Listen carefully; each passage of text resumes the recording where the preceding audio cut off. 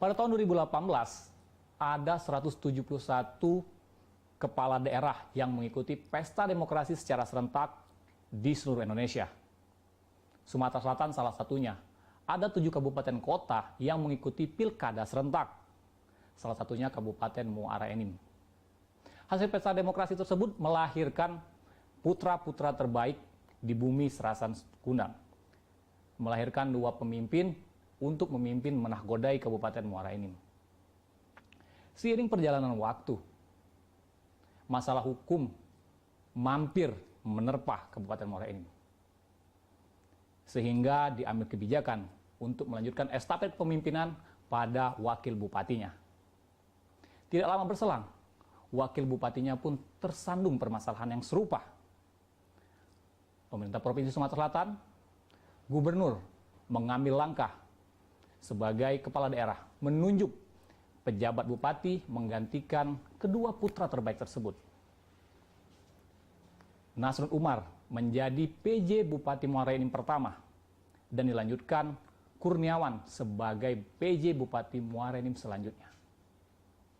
Pada tahun 2022, santer muncul nama calon-calon pemimpin kabupaten tersebut untuk membenahi Kabupaten Muara Enim menjadi kabupaten yang maju. Tentunya kita berharap ke depan kabupaten menjadi lebih baik sehingga dapat membawa kemajuan ekonomi bagi masyarakat di Kabupaten Muara Enim. Nah, ngobrol-ngobrol soal Muara Enim, akhir-akhir ini kita melihat ada 2 kandidat calon wakil bupati yang didorong oleh DPRD Kabupaten setempat. Salah satunya adalah tamu kita pada hari ini, Mas Ahmad Usmarwi Kafah. Apa kabar, Mas? Alhamdulillah, baik. Wih, ini agak-agak gini loh. Kita ketemu sama Mas Ahmad Usmarwi Kafah. Kita panggil Mas Marwah aja ya? Atau Mas Kafah? Mas Kafah dong. Oh, Mas Kafah dong. Oke, siap. Mas Kafah, ngobrol-ngobrol sedikit dong. Baik. Ini Mas Kafah, kenalan dulu sama masyarakat yang ada di Provinsi Sumatera Selatan ini. Mas Kafah ini latar belakangnya terjun ke dunia politik seperti apa? Iya. Sebenarnya latar belakang saya terjun ke politik ini sudah dari proses yang sangat panjang. Sejak saya duduk di bangku kuliah waktu itu S1, saya sudah aktif waktu itu menjadi relawan di salah satu partai politik di mana tempat saya bernaung saat ini. Sambil saya terus belajar, tadinya niatnya itu untuk mengetahui proses politik, untuk saya kaitkan ke seni tata kelola hukum. Karena latar belakang pendidikan saya sebagai mahasiswa hukum saat itu, jadi saya ingin menggabungkan kombinasi bagaimana alam politik bekerja sama dengan berbagai macam peristiwa-peristiwa hukum, baik itu internal maupun eksternal dari negeri kita Indonesia saat itu. Iya. Mas Kafah melihat politik itu seperti apa sih? Politik itu bagi saya adalah seni. Seni untuk melihatnya sendiri maupun seni untuk terlihat. Untuk melihat, maka politik itu harus kita lihat sebagai ajang wahana untuk menciptakan banyak kebaikan, banyak manfaat kepada masyarakat, bangsa dan negara. Dan untuk pelaku politik atau kita katakan politisi dalam hal ini, maka konteksnya mereka harus terlihat, tampak, terlihat melayani, terlihat bekerja keras untuk masyarakat, rakyat, dan terlihat untuk responsif terhadap berbagai macam aspirasi yang datang dan hadir pada perwakilan rakyat ataupun Dewan Perwakilan Rakyat ataupun eksekutif yang bertugas melayani masyarakat. Iya. Jadi mulai ada ketertarikan terhadap dunia politik itu artinya sejak memasuki bangku kuliah ya? Betul. Ini sebelum kita terjun ke politik, waktu tingkat SMA itu pernah mengikuti organisasi-organisasi kesiswaan? Lebih kepada OSIS, namun kalau dikatakan saat itu tumbuh jatuh hati saya terhadap politik itu ya semenjak bangku SMA. Saat itu saya melihat tokoh-tokoh masyarakat, tokoh politik itu bisa berbuat banyak untuk siswa, dalam hal ini anak SMA. Jadi saya melihat waktu itu, wah ini salah satu profesi yang seksi, yang menarik, dan dalam tanda kutip bisa memberikan banyak pelajaran bagi kita siswa terkhusus saya saat itu. Jadi kenapa saya mulai membaca buku, rajin menonton televisi, sampai dengan saya mulai menganalisa peristiwa-peristiwa hukum termasuk di media massa saat itu. Pada saat itu. Saat itu. Oke, pemirsa tentunya pengen kenal dong sama Mas Kafah ini. Mas Kafah, bercerita sedikit waktu itu pendidikan Mas Kafah dari mana ke mana sih waktu itu? Ah, ini cerita dulu dong sehingga masyarakat di Provinsi Sumatera Selatan bisa kenal lebih dekat nih sama Mas Kafah. Ya, saya saat duduk di bangku S1 saya, undergraduate, itu di Universitas Sriwijaya. Saya ingat sekali saat itu S1 ayah saya mendorong saya untuk langsung sekolah di luar saat itu, tapi karena saat itu saya ingin dekat dengan orang tua dan ingin selalu dalam bimbingan ayah saya terutama, jadi saya memutuskan untuk tetap di Indonesia. Tetap di Indonesia. Dan ternyata benar, saya banyak mendapatkan pelajaran termasuk culture budaya kita, budaya hukum, budaya politik, sampai dengan budaya seni dan lain sebagainya yang berikutnya mempengaruhi dimensi cakrawala pikir saya dalam menapaki hidup dan karir. Selanjutnya saya melanjutkan S2 saya di bidang hukum internasional, karena tadi sebelumnya S1 itu hukum, ilmu hukum. Saya lanjutkan hukum internasional di University of Birmingham waktu itu di Inggris. Waktu itu saya pertama kali lah, artinya mengenyam tidak hanya pendidikan tapi meresapi banyak arus energi positif yang baru, budaya barat, dan juga atmosfer bekerja dan bersekolah di sana, sehingga saya bersemangat kembali untuk melanjutkan S2 saya yang kedua. Namun antara S2 saya yang pertama dan yang kedua, saya waktu itu sempat bekerja sebagai profesional lawyer di London. Jadi sempat saya merasakan bagaimana pulang pergi dari Birmingham ke London setiap hari itu, subuh hari itu, subuh pukul 5 ya kira-kira. Kalau di musim dingin itu bukannya subuh, ya, tengah malam. Okay. Nah, jadi saya mendapati banyak pengalaman di sana, dan ketika bekerja saya menyadari bahwa saya memerlukan artinya further education, pendidikan berikutnya di bidang hukum energi. Oke, akhirnya Mas Kafah memutuskan pulang ke Indonesia, lalu terjun ke dunia politik. Belum, saya lanjutkan dulu yang kedua, pendidikan yang kedua. Setelah itu saya kembali. Setelah saya kembali, ya saya berkecimpung lagi di dunia politik. Namun itu hanya sebentar saat itu. Saya kembali lagi untuk sekolah doktor. Nah, sekembali saya sekolah PhD yang terakhir ini, saya betul-betul mengikuti politik praktis saat itu. Itulah kenapa saat ini dari sana sampai saat ini saya betul-betul menjadi seorang praktisi politik. Oke. Oke, luar biasa sekali Mas Kafah. Kita akan melanjutkan obrolan kita setelah pariwara berikut ini. Tentunya pemirsa juga akan menanti seperti apa sih langkah-langkah politik yang ditempuh oleh Mas Kafah ini sehingga ikut berperan penting juga dalam suatu partai politik dan memiliki posisi yang cukup penting. Bersama saya Riza Palevi dan Mas Kafah, kita ikuti setelah pariwara berikut ini.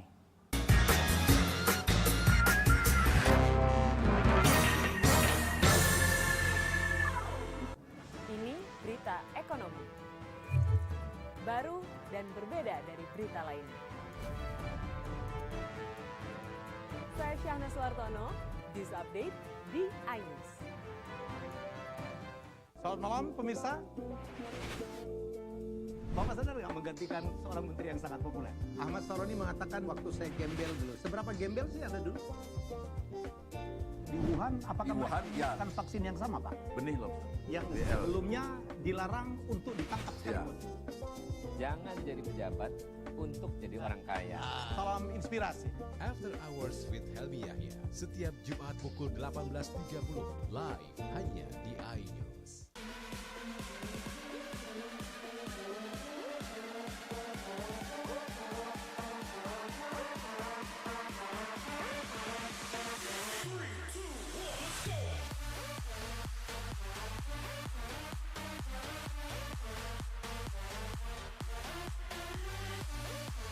Pukul pukul 1 siang.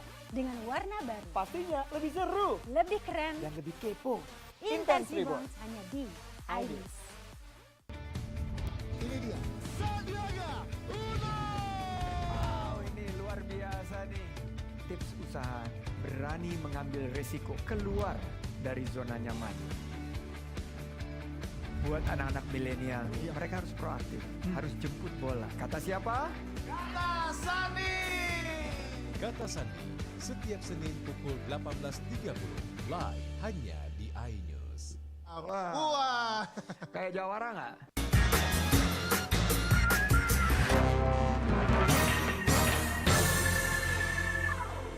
Baik pemirsa, terima kasih masih bersama kami. Tetap bersama saya Rizal Palepi dan narasumber kami Mas Ahmad Usmarwih Kafah.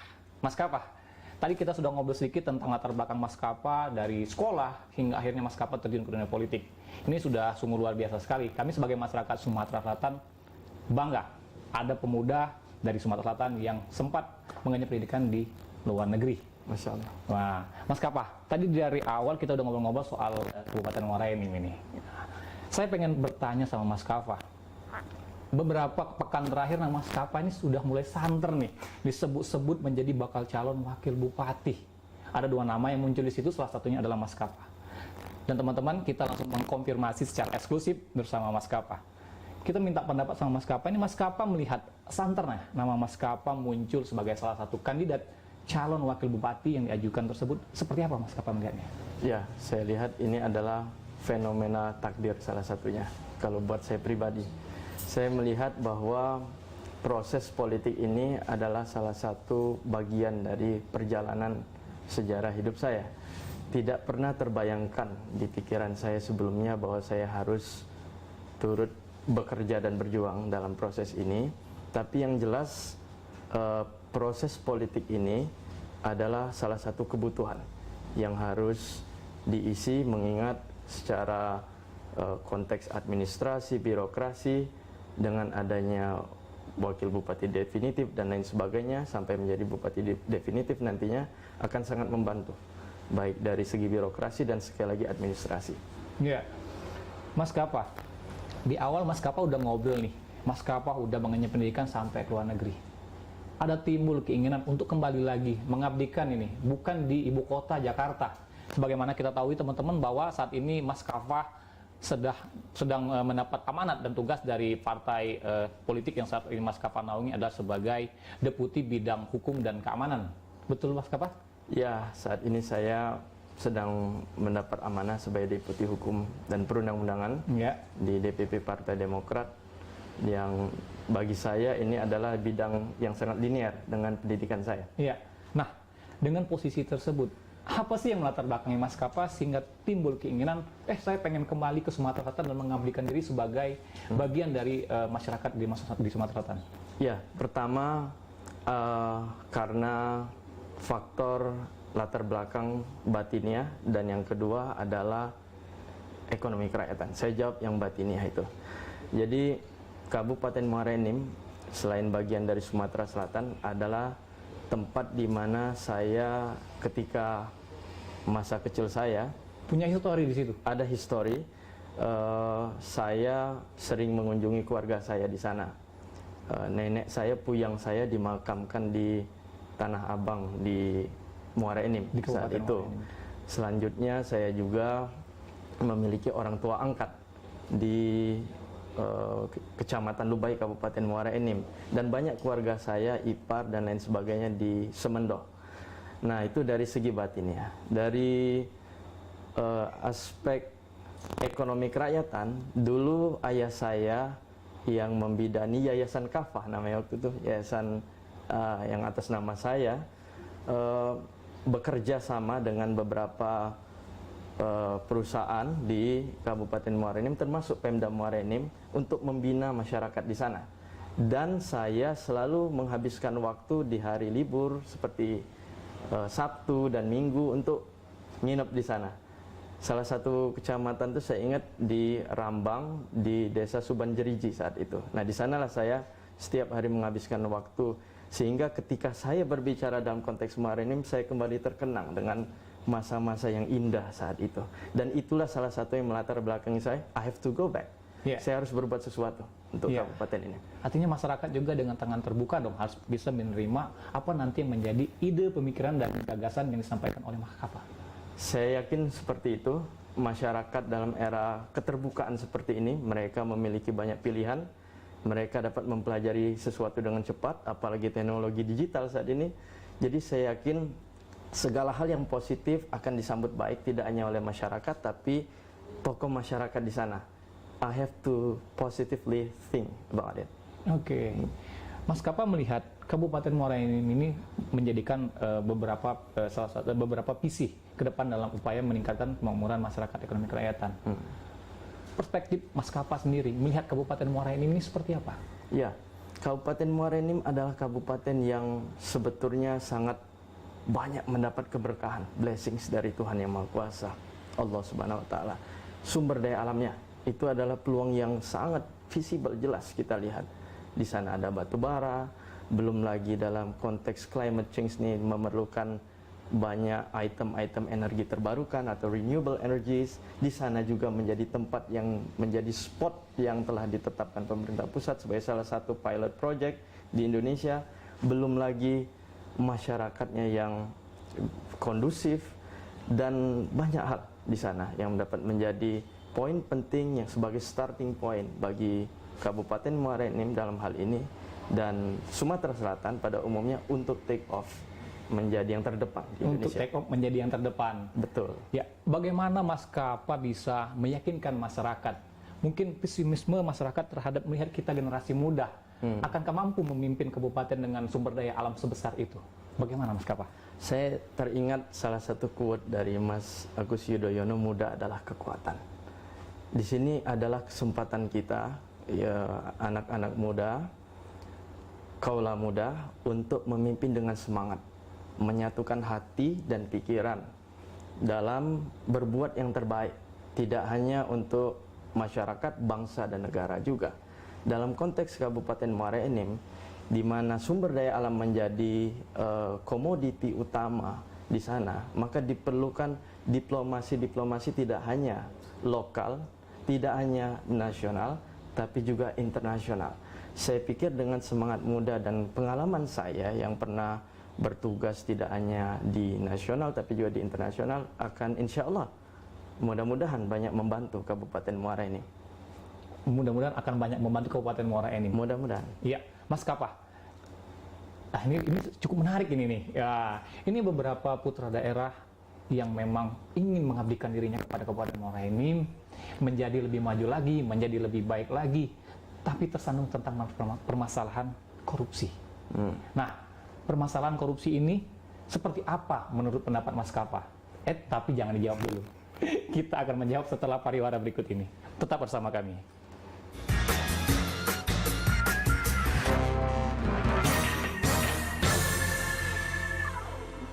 Ini berita ekonomi. Baru dan berbeda dari berita lainnya. Saya Syahna Suartono, News Update di iNews. Jember di iNews dengan konsep talk show hadir di prime time. Nggak cuma promosi, tapi berbagi ilmu dan informasi juga. Kenapa akhirnya beralih karyawan ke usaha sendiri selain... Hah? Hari gini masih cari kerja. Kenapa nggak jadi pengusaha? Kita mendengar kisah-kisah sukses tadi. Mau jadi pengusaha sukses? Nonton deh Kata Sandi. Kata Sandi hanya Di iNews. Selamat malam pemirsa. Bapak sadar nggak menggantikan seorang menteri yang sangat populer? Ahmad Saroni mengatakan waktu saya gembel dulu. Seberapa gembel sih Anda dulu? Di Wuhan, apakah Di Wuhan, mereka ya. menggunakan vaksin yang sama, Pak? Benih loh. Yang BL. sebelumnya dilarang untuk ditangkap Ya. sekaligus. Jangan jadi pejabat untuk jadi orang kaya. Salam inspirasi. After Hours with Helmi Yahya setiap Jumat pukul 18.30 live hanya di iNews.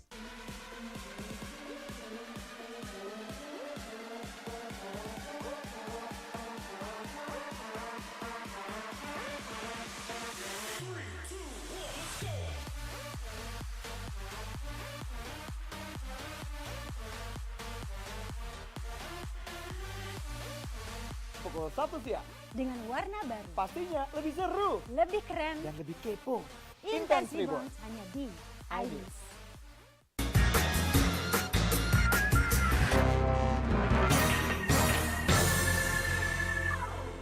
Baik pemirsa, terima kasih masih bersama kami, bersama saya Rizal Plepi dan Mas Ahmad Usmarwi Kafah. Mas Kafah, kita lanjut lagi nih. Ngobrol-ngobrol soal korupsi, sudah ada contohnya di depan mata. Generasi muda, ini menjadi salah satu tantangan. Mas Kafah melihat korupsi ini, apakah Mas Kafah dapat tidak tergiur dengan hal-hal yang telah dilakukan oleh pendahulu-pendahulu tersebutnya? Ya, bicara tentang korupsi kita ingat dengan satu istilah peribahasa, no one countries are immune from corruption, including Washington, Bombay, and certainly Indonesia. Jadi tidak ada negara yang kebal terhadap korupsi. Apakah itu Washington, Bombay di India maupun Indonesia pastinya. Jadi dalam hal ini kita mesti cermat dan hati-hati, prudent sifatnya. Artinya segala macam hal yang bersifat administrasi maupun kebijakan harus betul-betul ditelaah dan diteliti dengan baik sebelum dieksekusi. Itu dasar utama, prinsip bagi saya untuk menjaga marwah inovasi, kreasi, dan kebersihan daripada tatanan pekerjaan atau dalam konteks pemerintahan nanti birokrasi. Iya. Nah, ini ngobrol-ngobrol soal calon wakil bupati ke depan. Ini dipilih langsung oleh wakil rakyat, khususnya DPRD di Kabupaten Muara Enim. Nah, Mas Kafah, seperti apa komunikasi yang Mas Kafah lakukan terhadap teman-teman di DPRD Kabupaten Muara Enim tersebut agar pelaksanaan pesta demokrasi pemilihan calon wakil bupati tersebut bisa berjalan dengan aman dan lancar? Ya, komunikasi yang saya lakukan itu dialog. Kita bicara dari hati ke hati, kita mendengar apa yang menjadi harapan mereka, dan rata-rata harapan daripada seluruh DPRD di Muara Enim itu baik sekali untuk masyarakat dan rakyatnya. Mereka ingin bagaimana rakyat diperhatikan, aspirasi rakyat dapat terserap dengan baik sehingga dapat dieksekusi dengan maksimal. Dan bagi saya itu niat yang sangat baik sekali sehingga ada chemistry, kecocokan antara kami. Dan saya yakin ini adalah modal yang baik untuk pemerintahan yang sehat, clean governance, dan pemerintahan yang kuat, kokoh. Artinya sudah terjalin komunikasi yang baik. Sudah. Bagaimana dengan partai-partai pengusung yang sudah saat ini Mas Kafah mengusung Mas Kafah sebagai calon wakil bupatinya? Ya, partai pengusung menjadi pada dasarnya motor dalam pergerakan komunikasi politik yang saya jalankan sejak bulan lalu. Dan partai-partai pengusung ini, anggotanya yang duduk di DPRD Muara Enim menjadi pembuka jalan dalam komunikasi politik yang saya lakukan. Kemarin saya berkunjung contohnya ke Muara Enim. Kita berdiskusi tentang kemiskinan, kita berdiskusi tentang angka pengangguran, kita berdiskusi tentang policy, kebijakan, dan juga pembinaan masyarakat. Dan saya lihat ini merupakan satu hal yang di luar bayangan saya, di luar ekspektasi saya. Ternyata DPRD Muara Enim adalah orang-orang yang sangat berkompeten dan orang-orang yang sangat bertanggung jawab, saya lihat, dengan rakyatnya. Apa yang sudah dimandatkan oleh masyarakat kepada beliau? Gitu ya? Ya, begitulah kira-kira. Oke, luar biasa. Mas Kafah, nih ada lagi nih. Santer juga nih. Konflik muncul, pertanyaan-pertanyaan dari masyarakat. Tenggang waktu yang cukup singkat. Tinggal beberapa belas bulan lagi. Ya, Mas Kafah itu menilainya seperti apa ini, Mas? Dengan tentang waktu yang cukup singkat ini. Ya, better to do something than do nothing. Itu prinsip saya, lebih baik melakukan sesuatu walaupun waktunya singkat. Berbuat yang terbaik pada dasarnya. Dan ini menjadi filosofi hidup saya. Ketika saya melihat peluang untuk mengabdi di Kabupaten Muara Enim, ini hal yang paling saya analisa yang pertama kali adalah mekanisme hukumnya dan juga apa yang bisa saya perbuat untuk rakyat di sana. Ternyata banyak sekali di dalam waktu 1 tahun ini. 1 tahun ke depan, saya ulangi. Artinya saya harus melakukan apa yang bisa saya lakukan. Melakukan yang terbaik dan tidak mengulangi kesalahan masa lalu. Melakukan yang terbaik, tidak mengulangi kesalahan di masa lalu. Luar biasa sekali ini pemirsa. Nah, satu lagi nih Mas Kafah. harapan Mas Kapa sebagai mungkin calon wakil bupati yang ke depan akan mengemban amanah yang dipercayakan oleh masyarakat. Ini harapan Mas Kapa kepada selaku pemangku kepentingan yang ada di Kabupaten Muara Enim, baik di kabupaten maupun tingkatan provinsi, itu seperti apa, Mas? Ya, yang jelas saya ingat salah satu peribahasa filosofi orang Amerika Serikat, yaitu if you want to test a man character, give him power, katanya. Kalau Anda ingin melihat karakter sejati seseorang, berikan dia power. Dan saya yakin para pemangku kepentingan di Kabupaten Muara Enim saat ini, mulai dari PJ Bupati dan lain sebagainya, mereka pasti akan melaksanakan tugasnya sebaik-baiknya, termasuk amanah yang diamanatkan kepada mereka. Seperti misalkan, sebagai contoh, memfasilitasi pemilihan wakil Bupati Muara Enim. Saya sangat percaya sampai saat ini PJ Bupati bekerja dengan baik dan akan memenuhi tugas yang diberikan oleh Menteri Dalam Negeri kepadanya. Saya kira itu harapan saya, dan juga Kepada masyarakat Muara Enim. kepada masyarakat, saya juga berharap mereka bisa menerima saya, karena saya betul-betul ingin kembali ke kampung, Ya. bekerja sama dengan mereka, duduk bersama, dan mari kita menghabiskan waktu yang berkualitas untuk sama-sama menghadapi tantangan ke depan, untuk masa depan yang baik dan terdepan. Untuk masa depan yang terbaik dan terdepan. Betul. Mas Kapa, satu lagi Mas Kapa. Apabila Mas Kapa dipercaya sebagai bupati, wakil bupati Muara Enim, seperti apa yang akan Mas Kapa lakukan untuk kabupaten tercinta tersebut? Banyak hal, tapi yang jelas saya akan do the best, melakukan yang terbaik sepenuh hati saya. Saya akan bekerja dengan keras, apa-apa yang menjadi pengalaman saya di luar negeri maupun di ibu kota, hal positifnya akan saya bawa ke Muara Enim. Etos kerja, semangat kerja, inovasi, semangat kreasi, dan lain sebagainya akan saya terapkan di sana. Dan juga saya juga pastinya akan juga beradaptasi dengan cara kerja lokal, sembari saya juga akan memperbaiki apa yang perlu diperbaiki, melanjutkan apa yang sudah baik. Saya kira melanjutkan apa yang sudah baik. Ya. Luar biasa sekali. Tentunya hal ini juga tidak lepas dari sinergi dan peran serta dari legislatif, eksekutif di Kabupaten Muara Enim dan tingkat Provinsi Sumatera Selatan. Tentunya juga doa dan peran serta dari masyarakat di Provinsi Sumatera Selatan, khususnya Kabupaten Muara Enim, yang mendoakan agar pelaksanaan pesta demokrasi pemilihan wakil bupati Kabupaten Muara Enim dapat terlaksana dengan baik dan lancar. Bersama saya Riza Palepi dan Mas Ahmad Usmawi Kapa. Terima kasih dan sampai jumpa lagi di obrolan kita selanjutnya. Terima kasih Mas Kapa. Terima kasih Mas Reza.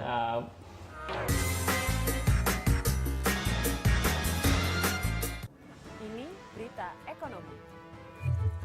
Baru dan berbeda dari berita lainnya. Saya Syahna Sulartono, News Update di iNews. Yang baru di iNews dengan konsep talk show hadir di prime time. Gak cuma promosi, tapi berbagi ilmu dan informasi juga. Kenapa akhirnya beralih karyawan ke usaha sendiri selain? Hah? Hari gini masih cari kerja. Kenapa nggak jadi pengusaha? Kita mendengar kisah-kisah sukses tadi. Mau jadi pengusaha sukses? Nonton deh Kata Sandi. Kata Sandi hanya Di iNews.